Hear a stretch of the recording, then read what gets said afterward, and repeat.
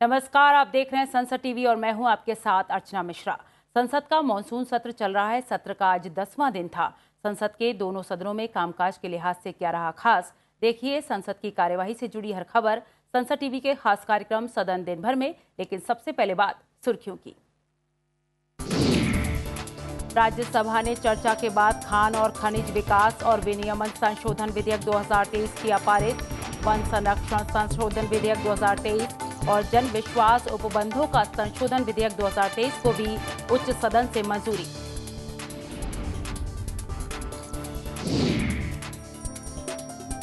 मणिपुर मुद्दे पर राज्यसभा में गतिरोध जारी। सभापति ने कहा, मणिपुर मुद्दे पर स्वीकार नियम 176 के तहत चर्चा के लिए तय नहीं समय सीमा।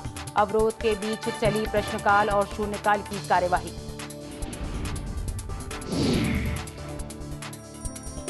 सीमावर्ती क्षेत्रों के रेलवे स्टेशनों पर आरपीएफ तैनाती समेत कई विशेष इंतजाम।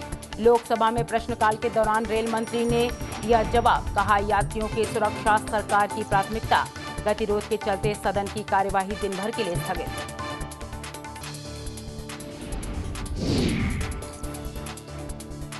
सदन दिन भर में सबसे पहले बात करते हैं लोकसभा की कार्यवाही से जुड़ी खबरों की।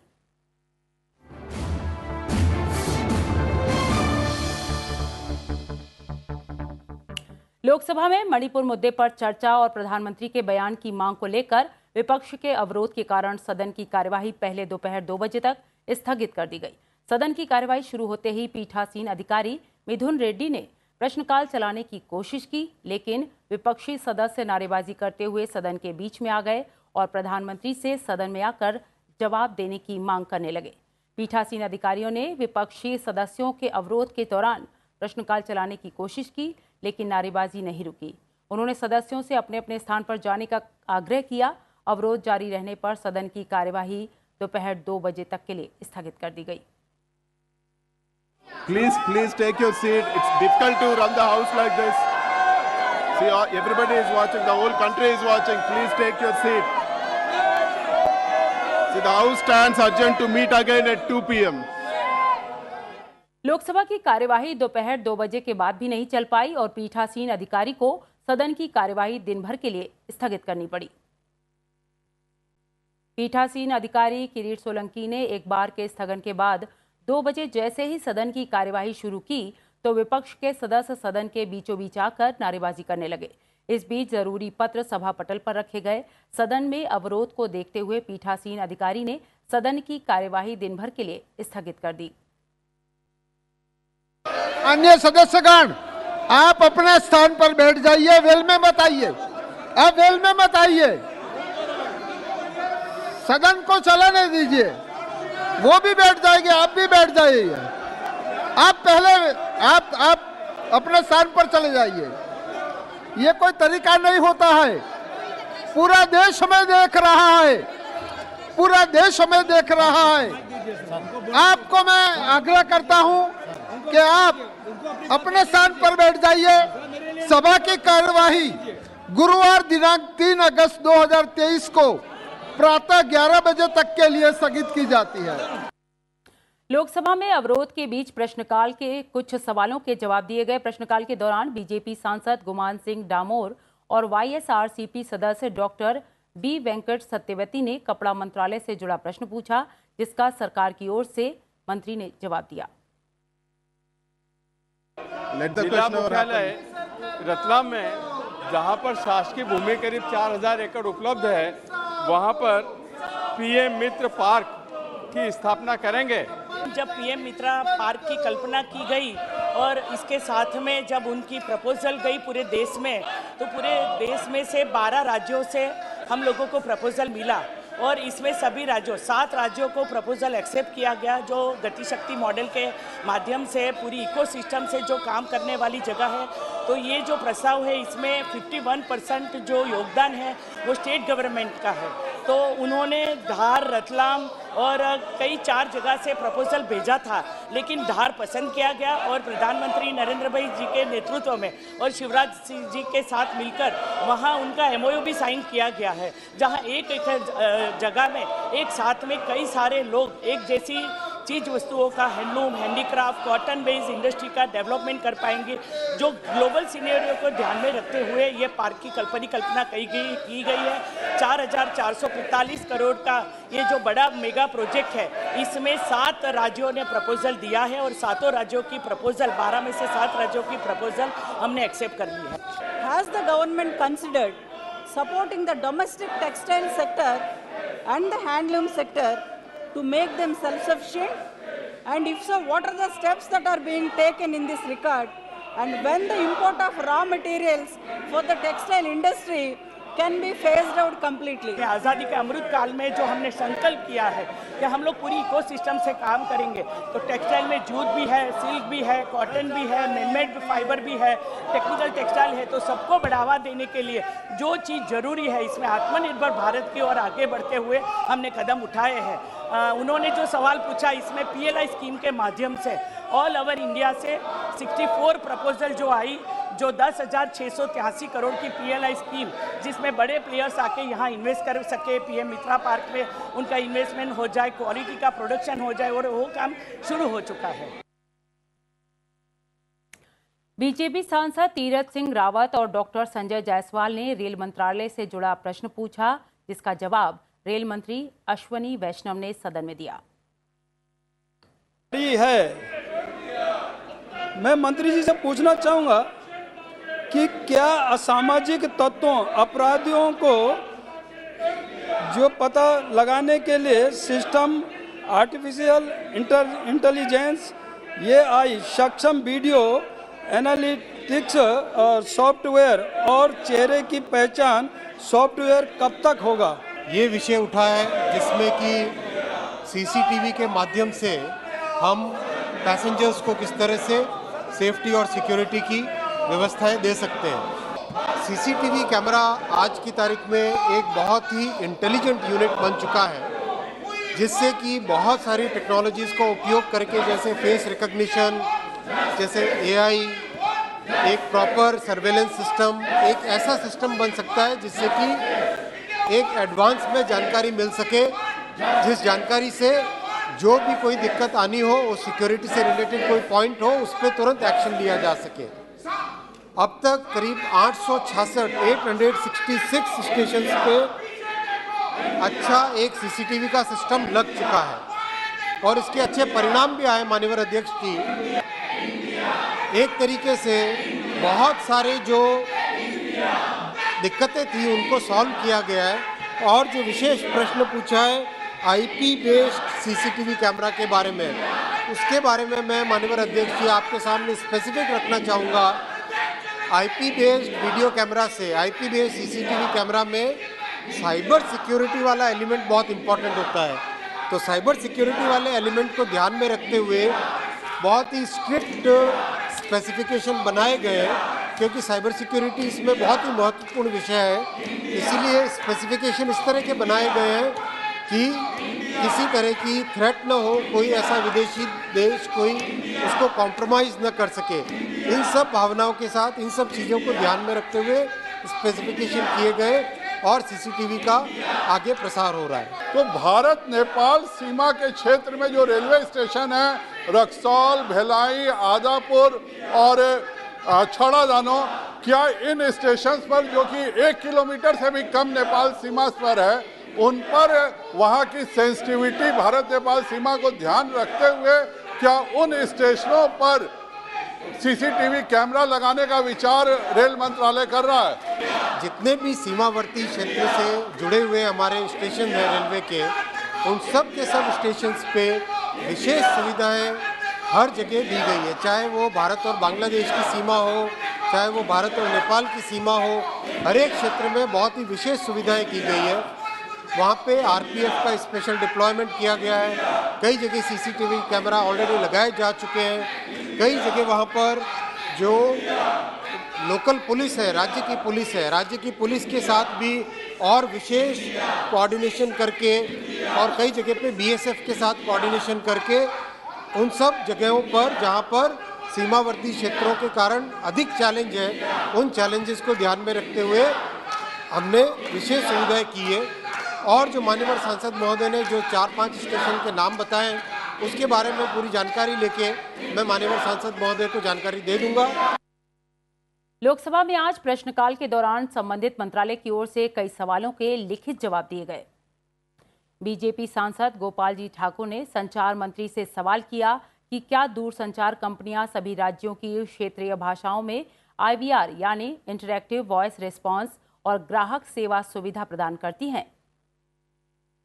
इसके लिखित जवाब में संचार मंत्री अश्वनी वैष्णव ने जानकारी दी कि ट्राई ने IVR और ग्राहक सेवा सुविधा में भाषा विकल्पों से संबंधित नियम जारी किए हैं।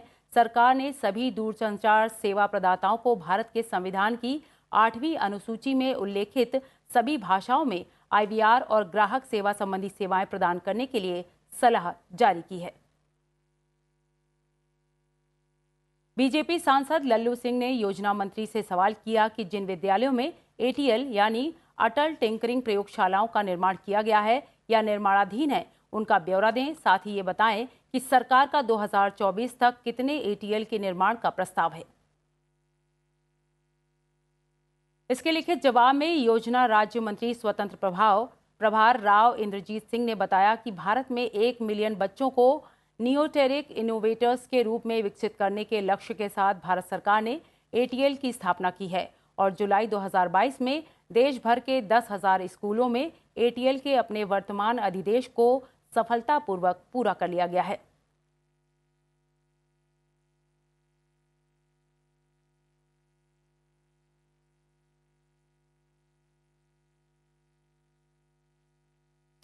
सदन दिन भर में अब बात करते हैं राज्यसभा की कार्यवाही से जुड़ी खबरों की।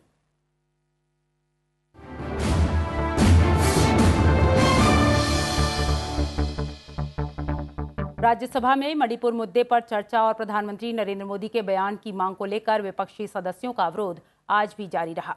विपक्ष के वॉकआउट के बाद सदन में शून्यकाल और प्रश्नकाल चला। राज्यसभा में सुबह सदन की कार्यवाही शुरू होने पर विभिन्न मंत्रालयों से जुड़े पत्र और मंत्रियों के जवाब सभा पटल पर रखे गए। इसके बाद सभापति जगदीप धनखड़ ने मणिपुर और अन्य मुद्दों पर विपक्ष सदस्यों के दिए नियम 267 के तहत 58 नोटिस को नामंजूर करने की जानकारी दी। उन्होंने कहा कि मीडिया के कुछ हिस्सों में यह धारणा है कि मणिपुर मुद्दे पर नियम 176 के तहत चर्चा के लिए आवंटित समय 2.5 घंटे तक ही सीमित था। सभापति ने साफ किया। उन्होंने कहा कि पहले ही सदन में उन्होंने संकेत दे दिया था कि नियम 176 के तहत मणिपुर मुद्दे पर चर्चा के लिए कोई समय सीमा नहीं होगी। Honorable members, before I reflect on this, I need to indicate that there is an impression in certain section of media that the time that was allocated at my end for discussion under Rule 176 was limited to 2.5 hours. Honorable members are fully aware that I had indicated to this august House that there is no time limit for discussion on Manipur issues under Rule 176 and that all segments of the House will have full say. So that impression which has been generated in the media is not factually correct.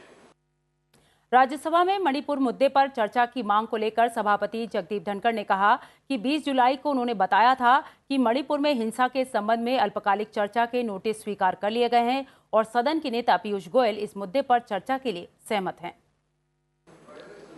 I had on 20th of July 2023 already imparted a ruling and had agreed for acceptance of notice under Rule 176. The government had agreed for discussion. That was listed also. Unfortunately, it could not fructify. Coming to the present notices, from 20th July and thereafter, every day, number of notices on the same issue are being received. I leave it to your wisdom, I leave it to your introspection, whether such an approach, after in categorical firm terms, I have taken a call that the notices are not in order and are not accepted. Now, if we continue on every day with numbers rising or sometimes declining, that, according to me, does not impart a very wholesome impression about our working. Ruling imparted by the chair after thoughtful consideration, I am sure, should be respected by all. Honorable members, in this situation, I am unable to persuade myself, and the notices received today are not agreed to by me. Rajya Sabha में विपक्षी दल मणिपुर मुद्दे पर प्रधानमंत्री नरेंद्र मोदी के बयान की मांग कर रहे हैं। कई दिनों से जारी विपक्ष की मांग के बीच सभापति जगदीप धनखड़ ने आज फिर साफ किया कि वे प्रधानमंत्री को सदन में आने का निर्देश नहीं दे सकते। उन्होंने कहा कि यह पहले कभी नहीं हुआ और अगर वे ऐसा करते हैं तो यह संविधान के तहत शपथ का उल्लंघन होगा। Honorable members, I had in categorical terms indicated very firmly on a proper constitutional premise and precedent that from this chair I will be violating my oath if I impart a directive for presence of the Honorable Prime Minister. That has never been done. I cannot make up for ignorance of the statute and constitution. If the Honorable Prime Minister wants to come, like everyone else, it is his prerogative. From the chair, a directive of this nature, which has never been issued, will not be issued. I do not appreciate leader of the opposition taking this decision. Sir, you are not being well advised. कई विपक्षी सदस्यों की ओर से नेता प्रतिपक्ष को बोलने का मौका देने की मांग पर सभापति जगदीप धनखड़ ने कहा कि आसन और नेता प्रतिपक्ष के बीच कोई मध्यस्थ नहीं हो सकता। Those of the honorable members who are indicating to the chair that a distinguished part of this house, leader of the opposition, be given time, are doing two grave injustice. One, they are doing grave injustice to the stature of the LOP. The LOP in his own right has a position, and as chair I have to take note of it. And secondly, they are doing injustice to the chair also. There can be no intermediary between me and any member. The thing has to be between the chair and the member concerned, and LOP has elevated position. Rajya Sabha में मणिपुर मुद्दे पर नियम 267 के तहत चर्चा की अनुमति नहीं मिलने पर कांग्रेस समेत कई विपक्षी दलों के सदस्यों ने आज सदन से वॉकआउट किया। इस पर सभापति ने कहा कि सदन से बाहर जाने वाले अपने संवैधानिक दायित्वों से दूर जा रहे हैं। While the honorable member was indicating he is walking out, he is not walking out from the house. He is walking out from his constitutional obligations. He is walking out from performance of his duty for the people. This is a platform to serve the people at large as per rule of law. Such a failure, the people have to judge by themselves. I surely, sitting in this chair, cannot appreciate such a conduct by the honorable members. I have indicated on global fora also, we are witnessing a time when our rise is unstoppable and the whole world is in recognition of it. So make contributions from that perspective. Rajya Sabha ने आज खान और खनिज विकास और विनियमन संशोधन विधेयक 2023 ध्वनिमत से पारित कर दिया। लोकसभा इस विधेयक को पहले ही पारित कर चुकी है। विधेयक पर हुई संक्षिप्त चर्चा का जवाब देते हुए कोयला, खान और संसदीय कार्य मंत्री प्रहलाद जोशी ने कहा कि वर्ष 2030 तक विभिन्न क्षेत्रों में देश की ऊर्जा खपत 2 गुना बढ़ने वाली है। इसके मद्देनजर भविष्य की जरूरतों को देखते हुए 6 खनिजों के खनन का प्रावधान किया गया है, जिसमें बेरिलियम, लिथियम, टाइटेनियम और जिरकोनियम जैसे खनिज शामिल हैं। माननीय प्रधानमंत्री जी का लक्ष्य है और देश का लक्ष्य है कि नेट जीरो करना है, इलेक्ट्रिक व्हीकल पर हमको आगे जाना है। तो इलेक्ट्रिकल व्हीकल का भी मांग बढ़ते जा रहा है। इसके लिए लिथियम का जरूरत है, कोबाल्ट का जरूरत है, और हमने एक संकल्प लिया है 2070 तक हमने नेट जीरो एमिशन के लिए हमने कमिटमेंट किया है। For this reason also, the critical minerals का importance बहुत ज्यादा हो रहा है।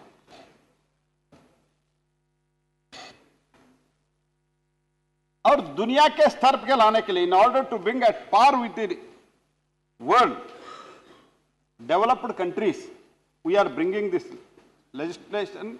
देश में वृक्षारोपण को प्रोत्साहन, निश्चित भूमि को सरकारी सुविधाओं और राष्ट्रीय सुरक्षा के लिए वन भूमि लेने की अनुमति देने वाले वन संरक्षण विधेयक 2023 को आज राज्यसभा ने ध्वनिमत से पारित कर दिया। इसके साथ ही बिल पर संसद के दोनों सदनों की मुहर लग गई।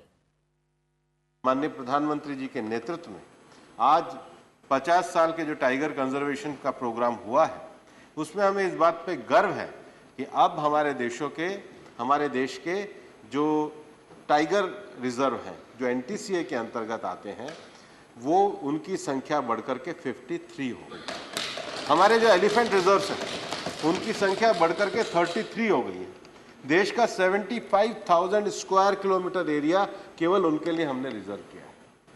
इतना ही नहीं, हमारे फॉरेस्ट के जितने भी प्रकार हैं, चाहे हमारा फॉरेस्ट हिमालय के क्षेत्र में आता हो, चाहे हमारा ट्रॉपिकल फॉरेस्ट देश के बीच में आता हो, ये जितने भी क्षेत्र प्रकार के फॉरेस्ट हैं, इसके साथ ही साथ हमने तो 3600 किलोमीटर का डेजर्ट फॉरेस्ट भी रिजर्व किया है, क्योंकि हम हर प्रकार की बायोलॉजिकल डाइवर्सिटी को सेव और प्रोटेक्ट करना चाहते हैं। कारोबारी सुगमता और 42 कानूनों में बदलाव करने वाले जन विश्वास उपबंधों का संशोधन विधेयक 2023 को राज्यसभा ने ध्वनिमत से पारित कर दिया। वाणिज्य एवं उद्योग मंत्री पीयूष गोयल ने सदन में संक्षिप्त चर्चा का जवाब देते हुए कहा कि उनकी सरकार कारोबार के अनुकूल माहौल बनाने के लिए लगातार प्रयास कर रही है। इस विधेयक के माध्यम से कानूनों में संशोधन होगा और प्रक्रियाओं को सरल बनाया जाएगा। हमने एक नेशनल सिंगल विंडो सिस्टम स्थापित किया है, जिसमें कोई भी व्यक्ति जो कोई उद्योग चलाना चाहे, कोई व्यापार करना चाहे, कोई नया काम शुरू करना चाहे, वो उसमें जाके उसमें एक नो योर अप्रूवल्स का सेक्शन है। अगर बताए कि मुझे चमड़े का कारखाना शुरू करना है, जैसे वो बताते हैं तो हम उस नेशनल सिंगल विंडो से उनको गाइड करते हैं कि आपको कौन कौन से कानून और कौन कौन से प्रावधान लागू होंगे, और उसके हिसाब से फिर आप अप्रूवल्स भी उस सिंगल विंडो के ऊपर ही अप्लाई कर सकते हैं। और हमने स्टेट्स को भी आमंत्रित किया है, ओडिशा, आंध्र प्रदेश, कई स्टेट्स इसमें जुड़े हैं। लगभग देश के सभी स्टेट्स राजनीति को छोड़ के, राजनीति से और ऊपर उठ के, लगभग सभी स्टेट्स, यूनियन टेरिटरीज उसमें जुड़ रहे हैं। राज्यसभा में आज प्रश्नकाल के दौरान कई सवाल पूछे गए, जिसका संबंधित मंत्रियों ने जवाब दिया। सभापति पंचायत निर्माण के लिए देश में 2021 में संयुक्त राष्ट्र महासभा जलवायु परिवर्तन सम्मेलन, जिसे COP26 सम्मेलन के नाम से जाना जाता है, वहाँ जो कमिटमेंट किए गए थे, उनको सस्टेनेबल डेवलपमेंट गोल्स पूरे करने के लिए सरकार क्या काम कर रही है? कि हमारे माननीय प्रधानमंत्री जी ने ग्लासगो में COP26 सम्मेलन में अपने बहु प्रशंसित संबोधन में पंचामृत के रूप में ज्ञात एक कार्य योजना को विश्व के सम्मुख किया, जो भारत को वर्ष 2070 तक नेट जीरो कार्बन उत्सर्जन की अवस्था तक पहुंचाएगा। इन लक्ष्यों को प्राप्त करने के लिए देश में लगभग 2,60,000 पंचायतों को भी प्रयास करने की आवश्यकता है और भागीदारी लेने की भी आवश्यकता है। पंचायतों को अक्षय स्रोतों से उत्पन्न की हुई बिजली जो है, वो बिजली को वितरण कंपनियों के ग्रिड से जोड़कर मुद्रीकृत भी किया जा सकता है। और इसी तरह अन्य मंत्रालय भी, इसी सरकार के अन्य मंत्रालय और पैसे परिवहन मंत्रालय है, पर्यावरण अनुकूल करने के लिए इलेक्ट्रॉनिक वाहनों को भी प्रोत्साहित करने का काम इस मंत्रालय से हो रहा है। कि महर्षि सांदीपनि राष्ट्रीय वेद विद्या प्रतिष्ठान तथा महर्षि सांदीपनि राष्ट्रीय वेद विद्या बोर्ड में विद्यार्थी और शिक्षकों में OBC, SC, ST का प्रमाण नगण्य है। सांदीपनि ऋषि जी ने श्री कृष्ण जी को भी पढ़ाया था। और SC, ST और OBC का प्रमाण बढ़ाने के लिए SC, ST, OBC को वेद विद्या का पठन करने के लिए प्रोत्साहित करने के लिए शासकीय क्या योजना है? महर्षि संदीपनि राष्ट्रीय वेद विद्या प्रतिष्ठान तथा उसको अभी माननीय प्रधानमंत्री नरेंद्र मोदी जी की दूरदृष्टि के कारण उसको एक बोर्ड की मान्यता पिछले साल दिया गया। पहली बार समर्पण परंपरा को आगे बढ़ाने के लिए पढ़ने आते हैं। सरकार की ओर से सारे चीज़ों को प्रोत्साहित करने के लिए हमने इसको बोर्ड भी बनाया। इसमें आरक्षण की कोई व्यवस्था अभी तक का आवश्यकता नहीं हुई है, लेकिन मैं आश्वस्त करना चाहूँगा समाज की सभी वर्ग संस्कृत तो भी पढ़ रहे हैं, वेद भी पढ़ेंगे। ये व्यवस्था इस सरकार की प्राथमिकता में है। देश में कितने महर्षि संदीपन विद्या प्रतिष्ठान संचालित हैं और विशेषकर उत्तर प्रदेश में महर्षि संदीपन वेद विद्या प्रतिष्ठानों की संख्या कितनी है, कितने छात्र उसमें शिक्षा ग्रहण कर रहे हैं और कितने शिक्षक वहाँ कार्यरत हैं? संदीपनि वेद विद्या प्रतिष्ठान पहले उज्जैन में केंद्र में था। अभी एक विशेषज्ञ कमेटी ने परामर्श दिया है, उसको हमारी 4 धाम उज्जैन के अलावा हमारी 4 धाम तथा पूर्वोत्तर में जो हमारी अत्यंत श्रद्धा की पीठ माँ कामाख्या देवी की पीठ है, ऐसे 5 इसकी उप केंद्र बनाया जा रहा है। इसकी 2 और व्यवस्था है। एक पाठशाला व्यवस्था है। देश में आज वेद पाठशाला जिसमें सरकार कुछ अनुदान देती है विद्यार्थियों के लिए और शिक्षकों के लिए, उसकी संख्या 123 है। उत्तर प्रदेश में उसकी संख्या है 25, उसमें लगभग 1100 विद्यार्थी पढ़ते हैं। सभापति जगदीप धनखड़ ने केंद्रीय शिक्षा मंत्री धर्मेंद्र प्रधान से सदन के सदस्यों को एक वेद उपलब्ध कराने की सलाह दी। शिक्षा मंत्री ने जल्द पहल करने का आश्वासन दिया। माननीय मंत्री जी धर्मेंद्र जी हर कठिन मामले को भी आसान करने में बड़े सक्षम हैं। तो मैं मानकर चलता हूं इनका प्रयास प्रभावी भी रहेगा, सार्थक भी रहेगा। मैंने ऐसी बात क्यों कही? Wherever I go to universities, institutes, I ask students to raise their hands. Have they seen Vedas? Not many raise their hands. So it is time that members of parliament catalyze an ecosystem so that they become epicenter to disseminate this knowledge. Once you will present to a member of parliament, I will request the honorable members of parliament to themselves distribute 100. Like I made a prayer to all of you, plant at least 100 trees in a year and we will put it on Sansad TV. Because that will inspire and motivate lot many people. आइए देखते हैं सदन में आज का coat of the day क्या है।